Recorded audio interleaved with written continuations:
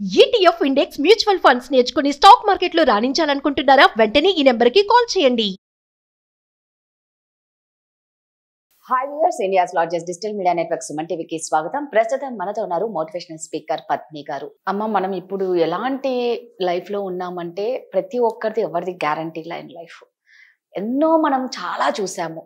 Dance వేస్తూ చనిపోయిన వాళ్ళు, స్పీచ్ ఇస్తూ చనిపోయిన వాళ్ళు, నిద్రలో పోయినట్టు వాళ్ళు, వాష్రూమ్కి వెళ్తే వెళ్ళిపోయిన వాళ్ళు, అండ్ తింటూ చనిపోయిన వాళ్ళు. ఒక రీజన్ అనేది లేదు చావుకి. అంటే ఎలాంటి దాంట్లో ఉన్నాం, గ్యారంటీ లేని లైఫ్ లో ఉన్నాం. అలాంటప్పుడు మనం అందరం ఎలా ఉండాలి అన్నది నా ఫీలింగ్. లేనప్పుడు బాధపడడం కన్నా ఉన్నప్పుడు వాళ్ళతో టైం స్పెండ్ చేయడం చాలా ఇంపార్టెంట్. పక్కనే ఉంది కదా, తర్వాత మాట్లాడొచ్చు, లేకపోతే తర్వాత చూడొచ్చు, తర్వాత పోవచ్చు. ఇవన్నీ ఎవరి గ్యారంటీ కాదు. రేపు పోయినాక బాధపడడం కన్నా ఇలా అనుకోవడం ఎంతవరకు కరెక్ట్ అంటారమ్మా? చాలా మంచి ప్రశ్న కదా ఇది. లేనప్పుడు బాధపడడం, ఉన్నప్పుడు నెగ్లెక్ట్ చేయడం, ఖచ్చితంగా ఇది సర్వసాధారణం అయిపోయింది. చచ్చిన వాడికి చారిడేస్కి వెళ్ళని చెప్పి తర్వాత పోయిన తర్వాత అయ్యో అయ్యో కుయ్యో అని చెప్పి ఎంత ఏడ్చినా వాళ్ళు తిరిగి రారు. ఇప్పుడు ఉన్నదాన్ని ఆనందించడం అన్న దాంట్లోనే మనిషిలో గొప్పతనం ఉంది. లేని దాని గురించి వెంపర్లాడుతూ దానికోసం పాకులాడిన దానికంటే ఉన్నది ముందు ఎంజాయ్ చేయి. ఇది అన్ని విషయాల్లోనూ వస్తుంది. ఫర్ ఎగ్జాంపుల్, నీ దగ్గర ఒక ఏదో హొండాయి కారు ఉంది, నీకు బెంజి కారు కావాలి. ఆ బెంజి కారు కోసం అని చెప్పి నువ్వు 24 గంటలు నువ్వు వేరే చోట పనిచేసి రెక్కలు ముక్కలు కట్టుకుని పని చేసుకుంటాను. ఉన్న హుండాయిలో నువ్వు అరగంట కూడా రోడ్డు నువ్వు తిరగలేదు. So you are not enjoying what you have. You are aspiring for what you don't have. Right. అలాగే ఇప్పుడు అమ్మ నాన్న లేదా కనుక భర్త భార్య అవ్వచ్చు, ఎనీ రిలేషన్షిప్ ఫ్రెండ్స్ అవ్వచ్చు, లేదంటే అక్క చెల్లెళ్ళు అవ్వచ్చు, అన్నదమ్ములు, ఎవరైనా సరే. అమ్మ నాన్న పక్కన ఉన్నంత సేపు వాళ్ళ విలువలు తెలుసుకోలేని పిల్లల్ని చాలా మందిని చూస్తున్నా ఈ మధ్య కాలంలో. ఆ తర్వాత వాళ్ళు వెళ్ళిపోయిన తర్వాత అయ్యో నేను అమ్మ దగ్గర ఉంటే బాగుండేదేమో, కొన్నాళ్ళు అమ్మకు కొంచెం సేవ చేస్తుంటే బాగుండేదేమో, అయ్యో అమ్మతో నేను స్పెండ్ చేయలేకపోయానే, ఈ విధంగా బాధపడుతున్న పిల్లల్ని చాలా మందిని చూస్తున్నా ఈ మధ్య. అంటే ఏం చేస్తున్నారు? అమ్మే కదా, నాన్నే కదా. మాట్లాడదాం, ఇంకో ఈ కాల్ అయిన తర్వాత మాట్లాడదాం, లేకపోతే దీని తర్వాత మాట్లాడదాం, ఈ పని అయిపోయిన తర్వాత వచ్చి మాట్లాడదాం, ఆ పని అయిపోయిన తర్వాత ఇంకో పని వస్తుంది, సో తెలియకుండాను నువ్వు అవాయిడ్ చేస్తున్నావు. Correct. This is called avoiding. తప్పించుకుంటున్నావు నువ్వు ఆ పనిలోంచి తెలియకుండా తప్పు అవాయిడ్ చేస్తున్నావు, నెగ్లెక్ట్ చేస్తున్నావు. ఆ నెగ్లిజెన్స్ వల్ల ఏమవుతుంది, ఒక్కొక్కసారి నెగ్లిజెన్స్ కాస్ట్ వెరీ హెవీ. ఈ రాత్రి మనం ఫోన్ చేద్దాం అనుకున్నాను, నేను చేయలేకపోయాను, పొద్దున నాకు ఫోన్ వచ్చింది మా నాన్నగారు లేరని.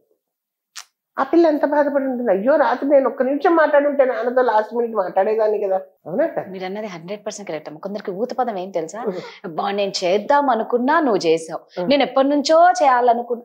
అసలు అలాంటి మాట మాట్లాడకపోయినా కరెక్టేనేమో అంటే అవతల ఇంకా బాధపడిపోతారు. ఇప్పుడు ఎవరికైనా హెల్త్ బాగాలేదంటే నేను నీకు చేద్దాం అనుకున్నా, నాకు కుదరలేదు, అబ్బా ఇప్పుడే నేను అనుకున్నా, ఈ రోజు ఇదే అనుకుంటున్నా, నువ్వు పడుకున్నావేమో, ఈ సాకులు అనేవి నిజంగా పక్కన పెట్టాలి. మీరు అన్నట్టు ఇందాక ఆ కూతురు కనిపించింటుంది కదా, అరే నేను ఒక్కసారి కాల్ చేసింటే నాన్నకి బాగుండు అనేది.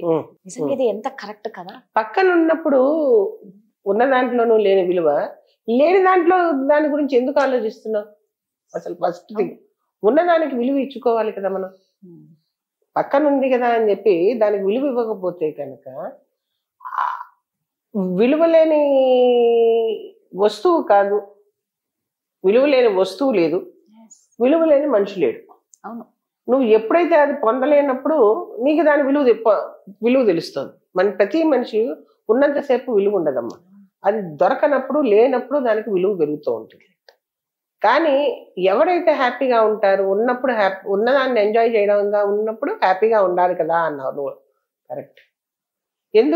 హ్యాపీగా ఎందుకు ఉండాలి? You feel the presence. ఎప్పుడైతే నువ్వు ఫీలింగ్ ద ప్రెజెన్స్ ఉందో, అరే నా దగ్గర ఉండాలి, దీంట్లో నేను వెళ్తున్నాను, నేను ఎంజాయ్ చేస్తున్నాను అని అనుకున్నప్పుడు నీకు నెగిటివ్ ఆలోచనలు రావు. You feel happy, you enjoy the presence of the what you have, you feel the gratitude towards that. దాని మీద గ్రాటిట్యూడ్ కూడా ఉంటుంది. అరే ఇది మనకు దొరికింది కదా, ఆనందిస్తున్నాను కదా అన్న గ్రాటిట్యూడ్ ఉండాలి. అలాగే సెల్ఫ్ రెగ్యులైజేషన్ అంటాం, సెల్ఫ్ గా రెగ్యులేట్ అవుతాం. తీరనివి లేని వాటి గురించి ఆలోచిస్తూ మనసుని పరిపరి విధాలుగా పోయేటట్టుగా చేసుకునేదానికంటే మన మనసుని రెగ్యులేట్ చేసుకున్నాం దానికి హ్యాపీగా ఉండడం అన్నది చాలా అవసరం. ఉన్న దాంట్లో హ్యాపీగా ఉండడం అన్నది తీరని వాంఛల కోసం, తీరని కోరికల కోసం పరుగులు పెడుతూ ఉన్నదాన్ని ఎంజాయ్ చేయలేకపోవడం చాలా అంటే చాలా ఫూలిష్నెస్. అది అసలు ఇంకో విధంగా చెప్పాలంటే కనుక ఏది కరెక్ట్? నువ్వు అడిగిన ప్రశ్నలో అలా ఉండడం కరెక్టేనా అని అంటున్నావు. హ్యాపీగా ఉండాలి, think big, have desires, keep your dreams comes true, fine. But ఉన్నదాన్ని ఎంజాయ్ చేస్తూ ఎప్పుడు పాజ్ ఇవ్వాలి, ఎప్పుడు పోస్ట్ పోన్ చేయాలి, ఎప్పుడు ఎంజాయ్ చేయాలి అని తెలిసిన వాళ్ళే ఎంజాయ్ చేస్తారు. అదే ఆదర్శమైనటువంటి అనుభూతి. ఎప్పుడు పాజ్ ఇవ్వాలి, ఈ కోరిక ఎప్పుడు పాజ్ ఇవ్వాలి, ఉన్నదాన్ని ఎప్పుడు ఎంజాయ్ చేయాలి, దేన్ని పోస్ట్ పోన్ చేయాలి. You should know when to post phone. పక్కనే ఉంది కదా, దీన్ని ఎప్పుడు అవాయిడ్ పెళ్ళామే ఉంది ఫర్ ఎగ్జాంపుల్, మాట్లాడదాం ఏంటో ఆఫీస్ పని ఉంది, నేను ఇది ఇప్పుడు కాల్లో మాట్లాడుతున్నాను, అయిపోయిందండి, ఓకే ఓకే ఓకే, నెక్స్ట్ ఇంకో కాల్ వచ్చింది మాట్లాడాను, మళ్ళీ ఇంకో. The repetitive avoidance makes her to feel neglected. That gives an impact on your family. ఖచ్చితంగా పిల్లలు ఏదో అడుగుతూ ఉంటారు, నాన్న నాన్న నాన్న, అమ్మ అమ్మ అమ్మ, వీళ్ళు సమాధానం చెప్పరు, వీళ్ళు ఏదో కాల్లో ఉండాలి. రిపిటేటివ్ గా మనం నెగ్లెక్ట్ చేస్తాం అనుకోండి, వాళ్ళని ఏముంటుంది, అమ్మ నాన్నకి నేనంటే లెక్క లేదు, నన్ను పట్టించుకోదు, అమ్మ పట్టించుకోలేదు, నాన్న పట్టించుకోలేదు. So you should know, you should pass your work, attend to them, right, when you have to postpone also. This is very very very very important అని నేను అనుకుంటున్నాను. కరెక్ట్. హ్యాపీగా ఉన్న వాళ్ళందరూ ఉన్నదాన్ని ఎంజాయ్ చేస్తూ హ్యాపీగా ఉండాలి, లేని దానికోసం వెంపర్లాడద్దు. ప్రయత్నం చెయ్యి, పొందడానికి ప్రయత్నం చెయ్యండి, తప్పితే వెంపర్ల మటుకు ఆడద్దు. కరెక్ట్ గా చెప్పారమ్మా. నిజంగా ఒక అండర్స్టాండింగ్ లో ఉండి ఒకరికొకరు టైం స్పెండ్ చేసుకుంటూ ఉంటే ఏ రిలేషన్ లో అయినా అందరు హ్యాపీగా ఉంటారు. ఎవరికి ఎప్పుడు ఏమవుతుందో తెలీదు అని అందరికీ తెలుసు, కానీ ఎవరు దాన్ని అందరికీ తెలిసినప్పుడు కూడా ఎవరు అలర్ట్ గా ఉండలేకపోతున్నారు. అంటే టైం ఇవ్వకపోవడము ఇలాంటివన్నీ జరుగుతున్నాయి. అందరికి అన్నీ తెలుసు కదా. సో అందరికి అంటారు, ఎవరికి ఎవరి ఇష్టమో వాళ్ళకు టైం ఇవ్వడం తీసుకోండి, ఏ రిలేషన్ లో అయినా. కరెక్ట్. ఎప్పుడు ఎంజాయ్ చేయాలో తెలియాలి, ఎప్పుడు పోస్ట్ పోన్ చేయాలో తెలియాలి. ఆదర్శమైన మనస్తత్వం. సూపర్ గా చెప్పారు, కరెక్ట్ గా చెప్పారు పద్మిని గారు. Thank you.